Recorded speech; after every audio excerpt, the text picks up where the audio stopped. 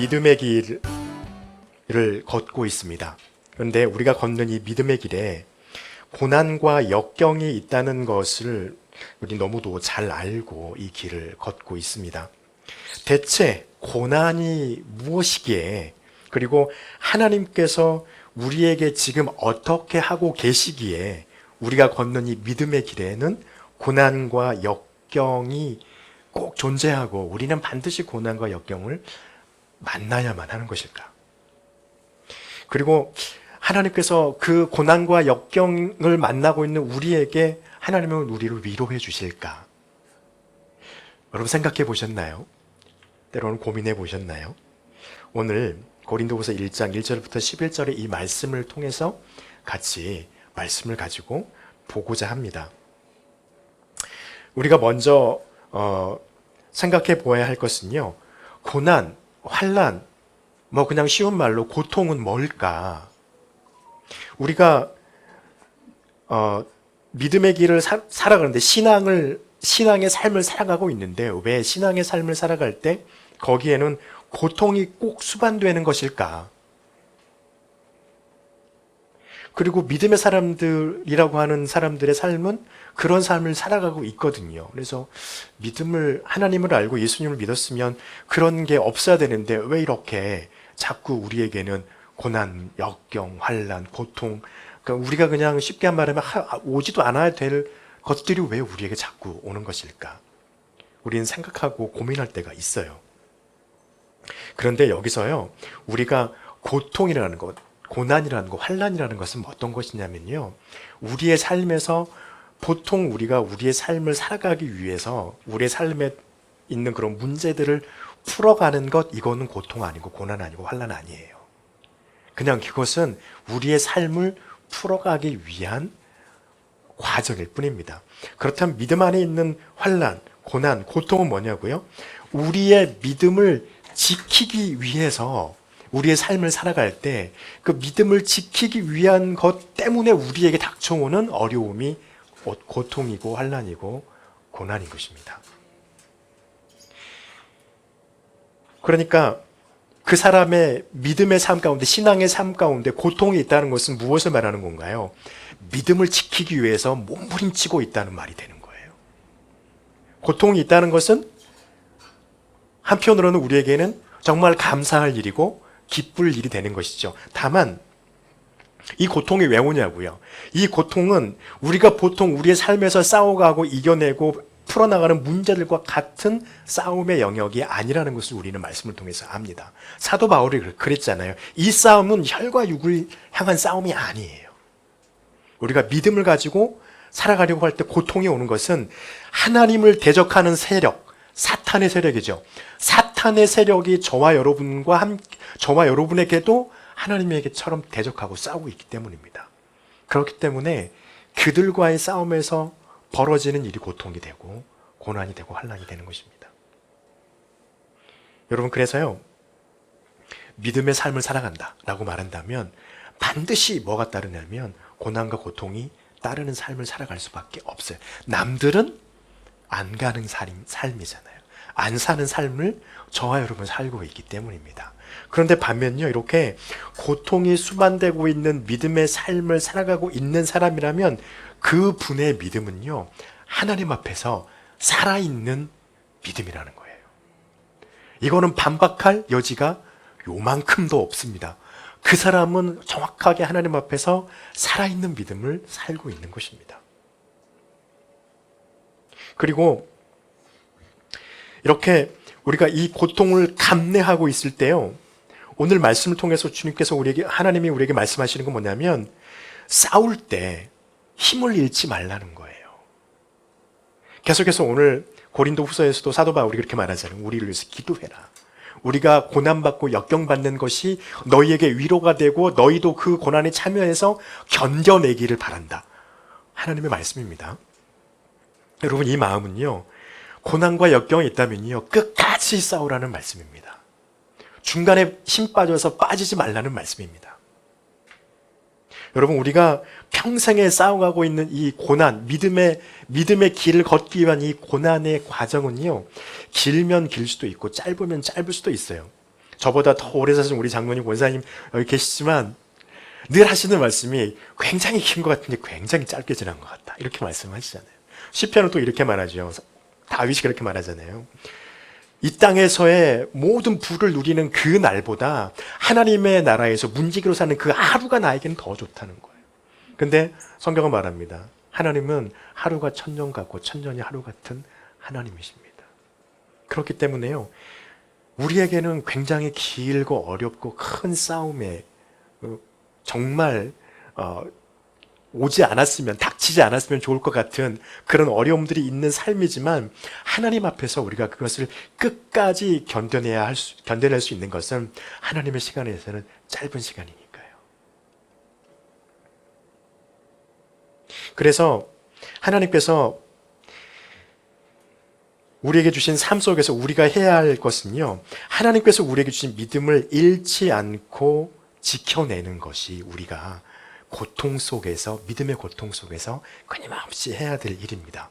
그래서 사도 바울은 이것을 어떻게 말하고 있냐면, 우리는 긴 경기를 뛰고 있는 선수라는 거예요. 저와 여러분 이미 예수 그리스도를 믿음으로 말미암아서 사탄과 우리가 싸움을 싸우는 경기에 들어섰습니다.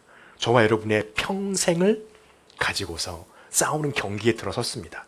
경기에 들어섰는데요, 세상은 경기를 하면요, 순위가 굉장히 중요하잖아요. 1등, 2등, 3등 해야 돼요. 그래야지 메달을 타거나 아니면 트로피를 얻거나 아니면 상을 받으니까요. 그런데요, 우리가 지금 하나님과 세상 앞에서 싸우고 있는 믿음의 싸움, 이 믿음의 경기는 순위가 중요하지 않아요. 1등으로 들어오는 거 중요하지 않아요. 맨 꼴등으로 들어와도 괜찮아요. 하나님 앞에서 중요한 건 무엇인가요? 하나님이 정해놓으신 결승점에 들어오느냐, 들어오지 못하느냐가 중요해요. 그 결승점에 들어오려면요, 우리는 지금 우리가 믿음 때문에 싸우고 있는 이 싸움에서 끝까지 힘을 잃지 않아야 합니다. 그래야 하나님이 정하신 결승점에 들어갈 수 있어요. 그래야 우리는 하나님 앞에서 하나님이 우리에게 주시길 원하는 보상을 받을 수 있습니다. 그 보상은 무엇인가요? 예수 그리스도께서 십자가에서 흘리신 그 십자가의 피가 우리의 죄를 정케해서 하나님 앞에서 정의로운 자, 의로운 자로 인침을 받는 구원입니다. 그래서 사도 바울은 고린도전서 9장 24절에서 이렇게 말하잖아요. 운동장에서 다름질하는 자들이 다 달릴지라도 오직 상 받는 사람은 한 사람인 줄 너희가 알지 못하느냐. 너희도 상을 받도록 이와 같이 다름질하라. 한 사람은 누군가요? 끝까지 가는 사람이에요. 1등 하는 사람이 아니에요. 끝까지 가는 사람입니다. 그러면 하나님께서 우리에게 주시고자 하는 구원을 저와 여러분은 얻게 될 겁니다. 그리고요, 우리가 이 갖고 있는 이 고통은요, 하나님이 우리에게 주신 것들을 지키기 위해서 필요한 게 하나가 있습니다. 그것이 뭐냐면 절제예요. 고통 가운데 있으면서 절제할 수 있어야 됩니다. 다시 말하면 내 마음을 잘 다스려야 한다는 것입니다. 우리의 마음은 쉽게 우왕좌왕합니다. 요지부동하지 못해요. 우왕좌왕합니다. 한편으로는 우리의 귀가 얇을 수도 있습니다. 한편으로는 귀는 괜찮은데 우리의 마음과 의지가 하나님 앞에서 힘이 빠져가지고 자포자기에 들어갈 수도 있습니다. 그럴 때 우리의 마음을 지켜야 하는데, 우리의 마음을 지킬 수 있는 유일한 것은요, 하나님께서 우리에게 주신 하나님의 말씀입니다. 말씀으로 우리의 마음을 다지고 다져야 돼요. 다지고 다져서 힘이 빠지려고 할 때 하나님께서 우리에게 주신 말씀을 통하여서 다시 힘을 얻고, 능력의 부족함을 느끼려고 할 때 하나님께서 주신 그 말씀을 통하여서 하나님 내게 능력 주시는 자이심을 믿고 다시 한번 힘을 낼 수 있도록 우리의 마음을 다스려야 합니다.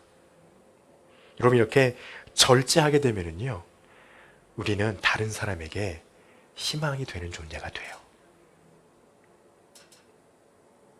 6절 말씀에 그렇게 말하죠. 우리가 환난 당하는 것도 너희가 위로와 구원을 받게 하려는 것이요, 우리가 위로를 받는 것도 너희가 위로를 받게 받게 하려는 것이니 이 위로가 너희 속에서 역사해서 우리가 받는 것 같은 고난을 너희도 견디게 하려 한다. 여러분, 저와 여러분이 하나님 앞에서 믿음으로 인해서 오는 그 고난과 고통을 잘 주의 말씀으로 절제하면서 우리를 잘 단단하게 조이고 버티고 나아가면은요, 하나님께서 여러분의 그 모습을 보고 다른 사람이 그것을 발견하게 하실 겁니다. 그리고 다른 이가 나도 저분과 같이 나의 믿음의 고난과 환란이 왔을 때 버티고 견딜 것이다 다짐하게 만든다는 거예요. 여러분, 그래서 베드로는 이렇게 말하죠. 너희는 믿음의 덕을 더하고 덕에 지식을 더하고 지식에 절제를 더하고 절제에 인내를 더하고 인내에 경건을 더하고 경건에 형제 우애를 더하고 형제 우애에 사랑을 더해라. 더해라는 것은 뭡니까? 절제하는 겁니다. 다른 사람을 위해서 나의 믿음에 하나님 앞에서 그 고난받는 것을 굳굳이 버텨내는 것을 보여내는 것입니다. 여러분, 이것이 무엇이 되겠냐면요, 성이요, 쉽게 무너지는 것은 안에서 무너지면 다 무너집니다. 아무리 겉에 성벽이 두껍고 아주 단단하고 견고한 성벽이라 할지라도 그 성이 안에서부터 무너지기 시작하면요, 끝이에요. 그래서 잠언 25장 28절 이렇게 말합니다. 자기의 마음을 제어하지 아니하는 자는 성읍이 무너지고 성벽이 없는 것과 같느니라.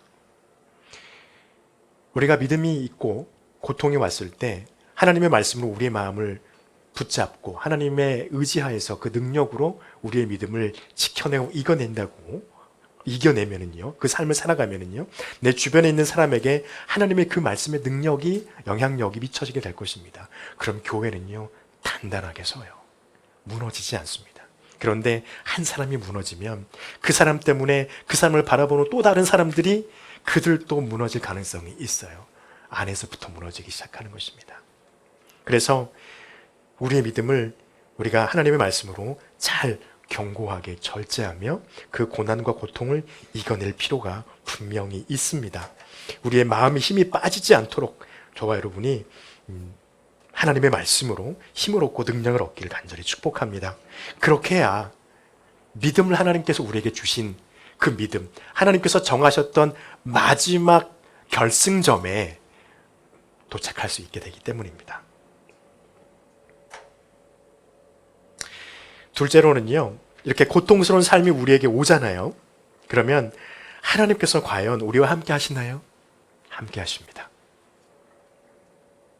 우리가 걷고 있는 이 믿음의 길은요, 하나님께서 우리에게 주신 것을 지키기 위해서 우리가 하나님 앞에서 걸어가는 길입니다.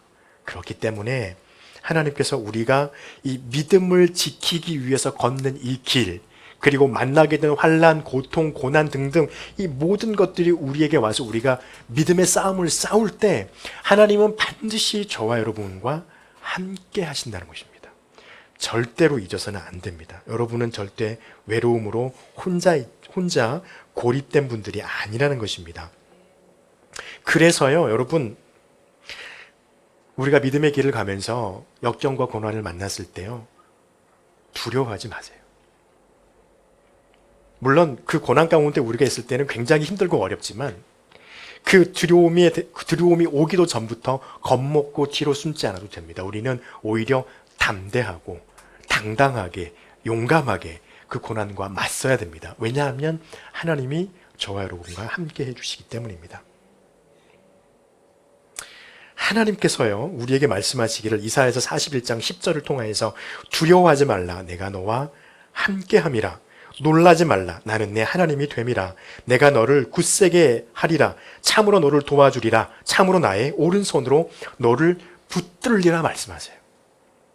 붙들어 주시겠대요. 함께 하시겠대요. 여러분, 우리가 하나님께 나왔습니까? 하나님이 저와 여러분을 부르셨습니까? 하나님이 저와 여러분을 부르셨어요. 그래서 함께 하시는 것입니다.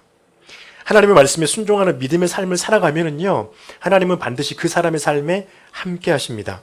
결코 저와 여러분을 그냥 내버려 두지 않으시는 하나님이십니다. 41장 19절에 이사야에서 이렇게 말합니다. 내가 땅 끝에서부터 너를 붙들며 땅 모퉁이에서부터 너를 부르고 내게 이르기를 너는 나의 종이라 내가 너를 택하고 싫어하여 버리지 아니하였노라. 뭐 하지 않으셨다고요? 버리지 않으셨대요. 저와 여러분이 하나님 앞에서 하나님의 말씀에 때로는 불순종할 때 있잖아요.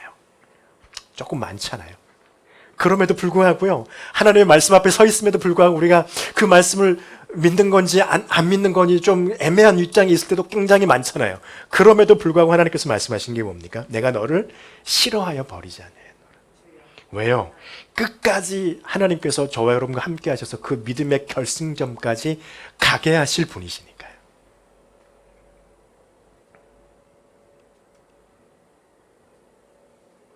여러분, 그리고 오늘 10절 말씀에 그렇게 말씀하시죠. 그가 이같이 큰 사망에서 우리를 건지셨고 또 건지실 것이며 이후에도 건지시기를 그에게 바라노라. 여러분, 하나님은요, 저와 여러분을 건지시는 하나님이에요. 가만 내버려 두지 않으세요. 믿음의 사람들이, 하나님의 믿음의 길을 걸어가는 사람들이 세상의 삶을 살아갈 때 그 삶에서 형편없는 삶이 되어지고 어려움만 겪는 삶이 되어지고 그 삶에서 남들이 봤을 때 저 사람은 부름만 계속 오는 사람이라고 낙인 찍히도록 하나님은 그만 내버려 두지 않으세요. 반드시 일어나게 하십니다. 그 사람은 하나님이 함께하는 사람이라는 것을 반드시 그 사람들의 입술을 통하여서 고백하게 만들어요. 오늘 공부할 일이지만 요한계시록 11장에 보면 하나님의 두 증인이 나와가지고 거기에서 막 합니다. 근데 그 사람들을 싸움에서 죽음을 맞이하게 되어지죠. 그럼에도 불구하고 하나님이 그들을 살리셨는데요, 그리고 하늘로 올리셨어요. 그때 사람들이 뭐라고 하냐면 하나님을 믿지 않으면서 하는 말이 하나님께 영광을 돌려요. 굉장히 억지스러운 표현이죠. 근데 그걸 누가 만드십니까? 하나님이 만드신다는 거예요. 그래서 하나님은요, 저와 여러분이 믿음의 사람이라고 하는 믿음의 사람의 삶과 어울리지 않는 삶의 역경과 환경에 있을 때 가만 내버려두지 않으시고 믿음의 사람으로서 응당 당연하게 누려야 될 것들을 누리도록 불러 끌어올리신다는 거예요. 그래서 하나님은요, 건지실 겁니다. 그리고 앞으로 건지실 것이고요, 계속해서 저와 여러분들을 건져내실 것입니다. 믿음의 사람으로서 합당하고 남들이 보기에도 충분히 하나님의 사람임을 고백할 수 있는 그런 모습으로 말입니다. 그리고요, 우리가 이렇게 하나님 앞에 순종할 때 하나님은요, 절대로 저와 여러분 편이에요. 남 편 아니에요. 저와 여러분 편이에요. 로마서 8장 31절에서 사도 바울은 이렇게 말합니다. 그런즉 이 일에 대하여 우리가 무슨 말을 하리요? 만일 하나님이 우리를 위하시면 누가 우리를 대적하리요? 여러분, 하나님은요, 저와 여러분 편입니다. 할렐루야. 얼마나 하나님은 우리를 위로하시는지 모릅니다. 왜 하나님은 우리 편입니까? 우리가 하나님의 뜻에 순종하고 믿음의 길을 여전히 걸어가고 있기 때문입니다. 그것도 아주 용감하게. 세상에 저 사람들은 못 들어오잖아요, 믿음의 길에. 들어오라고 그렇게 말해도. 그래서 이렇게 걸어가는 사람들에게요, 이사야 43장 2절 말씀을 통해서 하나님 다시 한번 약속해 주십니다. 내가 물 가운데서 지날 때 내가 너와 함께 할 것이라. 강을 건널 때 물이 너를 침몰하지 못하게 할 것이며 내가 불 가운데로 지날 때 타지 못하게 할 것이고 불꽃이 너를 사르지 못하게 하리라. 하나님의 보호하심입니다. 그래서요, 하나님께서는 결국엔 저와 여러분을 견디고 이기게 하실 것입니다. 예수님이 고난을 받으셨어요. 그렇죠? 사도들도 고난을 받았어요. 우리의 믿음의 선배들도 고난을 받았습니다. 그리고 지금 우리도 고난을 받고 있습니다. 누구와 똑같이요? 예수님과 똑같이. 그렇다면 예수님께서 고난을 받으시고 난 다음에 부활하셔서 하나님의 우편으로 오르셨어요. 우리도 그리 될 겁니다. 할렐루야. 이것을 위해서 우리는 고난을 받는 것입니다. 그렇게 하기 위해서 하나님은요, 오늘 또 저와 여러분과 함께 해주시고 계십니다. 에베소서 1장 18절부터 20절 말씀에 하나님께서 이렇게 말씀하십니다. 너희 마음의 눈을 밝히사 그의 부르심의 소망이 무엇이며 성도 안에서 그 기업의 영광의 풍성함이 무엇이며 그의 힘의 위력으로 역사하심을 따라 믿는 우리에게 베푸신 능력의 지극히 크심이 어떠한 것을 너희가 알게 하시기를 구하노라.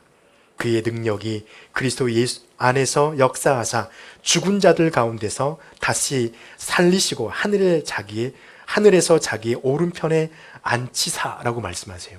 주님의 능력이 어떤 것인지를 말씀하십니다. 여러분, 저와 여러분의 능력이 아무리 있다 한들 죽은 사람을 살릴 수 있나요? 그런데 하나님은 죽은 사람을 살리는 건 아무 일도 아니에요. 그런 분이 우리의 능력이 되어주시겠다고 합니다. 믿음 안에서. 그러면 우리는 승리할 수 있게 됩니다. 지금까지요, 고난이 무엇인지 생각해보고 또 고난 가운데 하나님께서 우리와 함께 하셔서 우리를 위로하시는 하나님이심을 같이 보았습니다. 마지막으로는요, 하나님께서 고난 중에서 우리를 위로해 주시는 분이시다라고 하는 것을 우리는 다시 한번 기억해야 합니다. 4절 말씀해 보시면요, 우리의 모든 환난 중에서 우리를 위로하사 우리로 하여금 하나님께 받은 위로로서 모든 환난 중에 있는 자들을 능히 위로하게 하시는 이로다. 능히 위로하시는 하나님이심을 4절에서 고백하고 있습니다. 우리가 받고 있는 이 고난 속에서요, 하나님의 위로는 이 고난을 우리가 잊어버리기에 충분한 위로를 우리에게 주신다는 것입니다. 5절 말씀에서 똑같은 말씀을 합니다. 그리스도의 고난이 넘친 것 같이 위로도 그렇게 우리에게 넘치게 하실 것이라는 거예요. 그래서 우리가 어려움을 지금 겪고 있지만 하나님께서 위로하심을 주시기 시작하시면 하나님이 그 위로를 주실 텐데, 그 위로는 우리가 갖고 있는 이 고난을 우리가 완전히 잊어버리게끔 하나님께서 하시겠다는 것입니다. 그래서 위로와 고난과 역경이 올 때 우리가 담대하게 그것과 맞서서 싸워야 한다는 것입니다. 그래서 우리가 해야 될 것은 무엇이냐면요, 우리의 주 대신, 구주 대신 하나님만을 의지해야 합니다. 오늘 8절 9절에 있는 말씀이에요. 형제들아, 우리가 아시아에서 당한 환난을 너희가 모르기를 원치 않는다는 거예요. 어떻다고 말합니까? 힘에 겹도록 심한 고난을 당했다. 그죠? 10절에 9절에 보니까 뭐라고 합니까? 우리 자신이 사형 선고를 받은 줄 알았다. 지금 요즘 말로 쉽게 표현하면 이제 우리는 딱 죽었다 이거예요. 영락 없이 끝났다. 하늘이 무너져도 솟아날 구멍이 없다. 이렇게 지금 고백하고 있는 겁니다. 그런 상황인데도 불구하고 어떻게 합니까?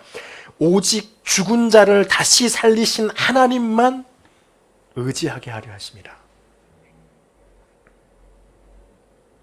여러분, 우리도 이런 상황이 있잖아요. 사도 바울과 디모데처럼 이런 상황 분명히 있잖아요. 아무리 생각해봐도 방법이 없어요. 아무리 생각해봐도 빠져나갈 구멍이 없어요. 도리가 없어요. 그런데 하시는 말씀이 이렇게 만든 것은 우리 자신을 의지하지 말라는 것이 아니라, 의지하는 것이 아니라 하나님만을 의지하라고, 그것을 알게 하시려고 하나님이 그렇게 하시고 있다는 겁니다. 여러분, 이 말씀을 우리가 오해하지 말 것은요, 세상에서 우리의 문제를 풀어갈 때 우리가 얻은 경험, 방법, 지식, 지혜를 무시하라는 말이 아닙니다.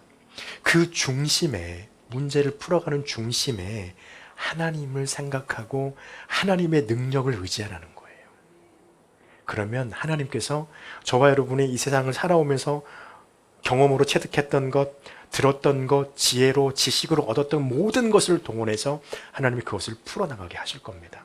그런데 거기에는 어떤 게 있나요? 아무리 생각해봐도 이렇게 풀려가는 게 아닌데 풀려가게 만드신다는 거예요.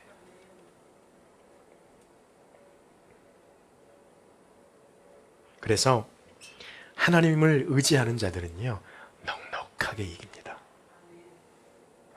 그리고 우리는 무엇해야 합니까? 기도해야 돼요. 10절과 11절에서 그렇게 말하잖아요.